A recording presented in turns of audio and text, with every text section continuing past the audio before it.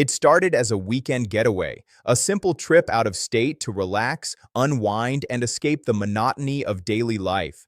I thought it would be fun, a chance to make memories with my wife Claire and a few of her friends. I didn't realize it would become the turning point of my life. We drove for hours, laughter filling the car, the highway stretching endlessly before us. Everything seemed normal. I joked, she laughed, her friends joked back. I was happy, content, and completely unaware of what was about to happen.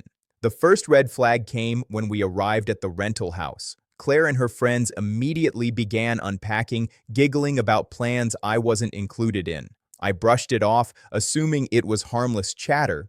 But then they started whispering, stepping out to make calls, and exchanging looks I didn't understand. By the end of the first evening, I realized something was wrong. When I went to get snacks from the car, I discovered my wallet and phone were missing. Confused, I asked Claire where they were. "Oh, I packed them in the car."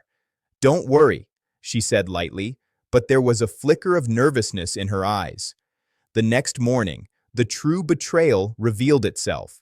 Claire and her friends left early, claiming they had plans to explore the city. I was left behind, alone, in a house I didn't know, in a state I didn't recognize. I had no car, no money, no phone. I tried calling, but there was no signal, no way to reach anyone. Panic set in at first, but then clarity.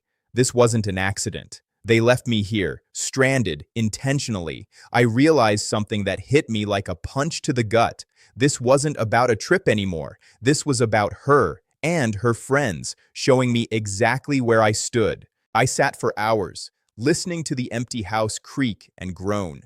Anger bubbled up, then a strange sense of freedom. I could stay here and wait for them to come back, apologize, beg for forgiveness, or I could leave this life behind. I chose the latter. I called a taxi service, explained my situation to the dispatcher, and left the house immediately. I didn't go back to the rental, didn't look for Claire, didn't even try to call. Every mile I traveled away from that house, from that state, felt like shedding a layer of betrayal. Over the next few days, I stayed with friends and family, piecing together my next steps. I realized that Claire's actions weren't just thoughtless, they were deliberate. She had chosen her friends, her freedom, her own desires over our relationship. And that choice had made something painfully clear. I deserved better than someone who could abandon me so easily. I didn't reach out to her. I didn't wait for an apology. I didn't give her the satisfaction of knowing how much she hurt me. Instead, I focused on myself, my life, my future. Months passed. I rebuilt. I found a new job, new routines, and rediscovered parts of myself I had forgotten existed. I traveled, met new people, and began to heal. Every memory of that weekend, the betrayal, the laughter, the abandonment, faded slightly with each passing day. Claire? I never heard from her again. I learned later through mutual friends that she and her group had moved on with their lives, never considering what they had done to me. And that was fine. I didn't need their validation or closure. I had already taken control of my life. I think back to that weekend often, not with anger, but with clarity. It was the moment I realized I was living someone else's version of a life, and the moment I chose to reclaim my own.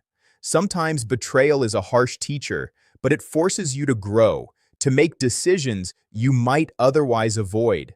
I never went back. I never looked over my shoulder. And in doing so, I found something I hadn't felt in years: freedom, peace, and a life unburdened by someone who didn't value me.